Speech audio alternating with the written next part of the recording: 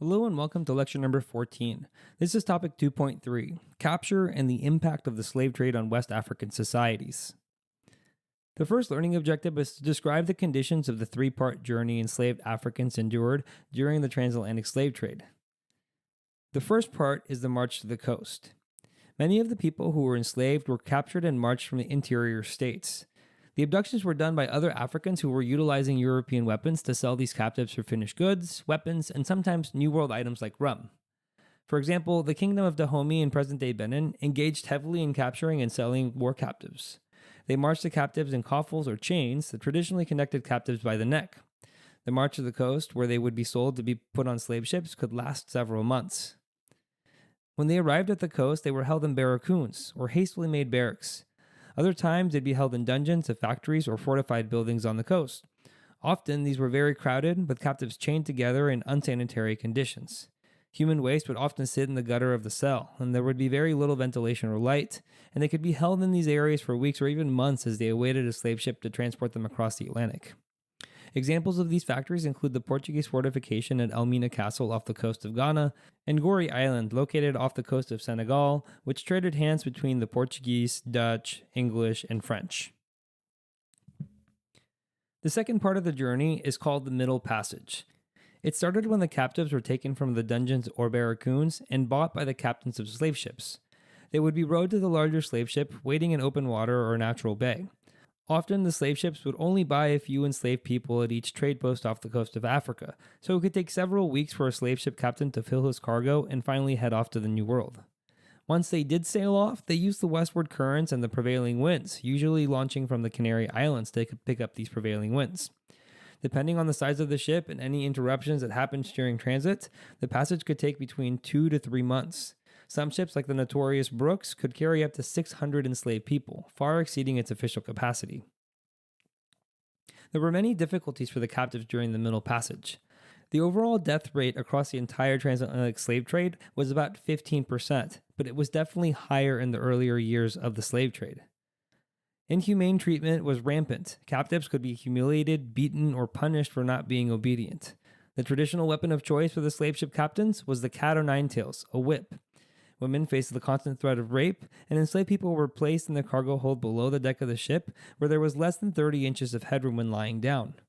They were chained together, often in pairs, and stuffed beyond the actual capacity of the ship. Diseases such as smallpox, scurvy, and dysentery were common and difficult to control among the human cargo. Enslaved people were usually fed twice a day, but some captains skimped on the food cost to increase their profit margins, leading to malnourishment and death. Those who died on board were then thrown overboard, and sharks were known to follow the ships, anticipating the bodies that were being discarded. In one infamous incident in 1781, the crew of the British slave ship Zong threw 132 sick and dying slaves overboard to claim insurance money. The final part of the journey was the arrival at the port.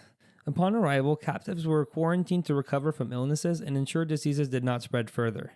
They were washed, their bodies oiled to hide any blemishes or scars, and their hair was dyed to mask gray hairs. By far the most cruel and humiliating practice during this time was to stuff up the anuses of people that were suffering from dysentery using hemp. That way their ailment would be hidden long enough to pass the inspection of a potential buyer. The enslaved would be lined up on the deck of the ship, and buyers would be invited aboard to inspect them before purchase. Slave ships rarely sold all their human cargo at one location or at the first port of arrival, so it could take several months for a captive to be sold to a potential plantation. Often they started in the Caribbean islands and then made their way up to Charleston, South Carolina. Upon arriving at their destination, captives underwent a seasoning period where they were trained on plantation work and instilled with obedience, often through beatings. Seasoning often included brutal practices to break the spirit of the captives, making them more compliant. Enslavers frequently gave them new names, often after famous Greek or Roman figures, as a way to strip them of their identity and humanity.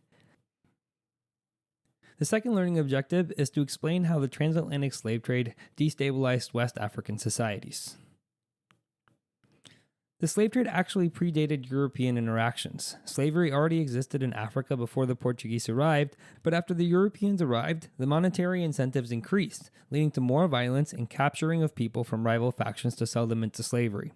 For instance, the Oyo Empire in present-day Nigeria expanded its military campaigns to capture more slaves. Prior to European arrival, more women and children were enslaved than men because the market for enslaved people was usually across the Sahara, where they often became servants or concubines. After European arrival, domestic wars between kingdoms were exacerbated by the firearms provided by Europeans, and captives were now more often men. Coastal kingdoms benefited from capturing and selling people from neighboring societies, increasing their control and influence in the region. Coastal states that dealt with Europeans became wealthy from the trade in goods and people, selling war captives from opposing ethnic groups. The Kingdom of Congo, the Ashanti in modern-day Ghana, and the Dahomey in modern-day Benin are examples of kingdoms that benefited greatly from the slave trade. By the time the European countries were considering banning the practice of the transatlantic slave trade in the 19th century, these kingdoms lobbied against its abolition. King Gezo of Dahomey famously declared in the 1840s that the slave trade was the source of his kingdom's wealth. Conversely, interior states became less stable under the constant threat of capture and enslavement. The loss of people and family members who could have assumed leadership roles, raised families, or passed on traditions led to weaker political systems. The decimation of male populations and the incentivization of coastal states to continue capturing people resulted in more civil wars among the interior states. For example, the Bambara Empire in present-day Mali faced increased instability and conflict due to the slave trade. The last learning objective is to describe the key features and purposes of narratives written by formerly enslaved Africans. A slave narrative is a genre of literature in which formerly enslaved Africans detail their experiences. Famous examples include Olaudah Equiano's The Interesting Narrative of the Life of Olaudah Equiano, Harriet Jacobs' Incidents in the Life of a Slave Girl, Solomon Northrup's 12 Years a Slave, transcribed by another author, and Frederick Douglass's Narrative of the Life of Frederick Douglass, an American Slave. Slave narratives also included genres of poetry such as Phillis Wheatley's poems on various subjects, religious and moral. Slave narratives are foundational to American literature, and they serve as historical accounts documenting the horrors of the Middle Passage and the lives of enslaved people on plantations. For example, Equiano's memoir describes the Middle Passage, while Northrup's 12 Years a Slave details plantation life and the strategies plantation owners used to increase productivity. They also serve as literary works on their own, with Wheatley gaining recognition for her poetry during her lifetime.